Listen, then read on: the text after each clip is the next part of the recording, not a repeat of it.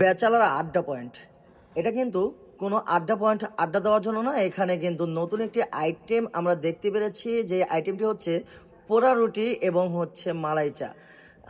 হঠাৎ করে কেরানীগঞ্জে যে কোনো একটা কারণে ঘুরতে ঘুরতে ফরেস্ট ক্যাফের আশপাশে যাওয়া হয়েছিল। আজ যে দেখি এরকমভাবে রুটির মধ্যে ব্রাশ দিয়ে ঘষা মাজা করছে, তার সাথে ওইটাকে আবার পুড়ছে। তো পোড়ার পরে আবার ভিতরে যেয়ে দেখি যে চাও দিচ্ছে। তো সব কিছু মিলেই এটা কিন্তু এখন কেরানীগঞ্জে ফরেস্ট ক্যাফের অপর সাইডে কিন্তু আপনারা পেয়ে যাবেন এই ব্যাচেলার আড্ডা পয়েন্ট। আর এখানে আপনারা মালাই চা দিয়ে পোড়া রুটিটা খেতে পারেন, যাদের কাছে ভালো লাগবে তারা। আর নতুন কিছু ট্রাই করতে সমস্যা কি, আপনারাও ট্রাই করতে পারেন। আমি ট্রাই করেছি এবং ভালো লাগলে অবশ্যই কমেন্ট করে যেন, আর খারাপ লাগলেও জানা যান, সমস্যা নেই।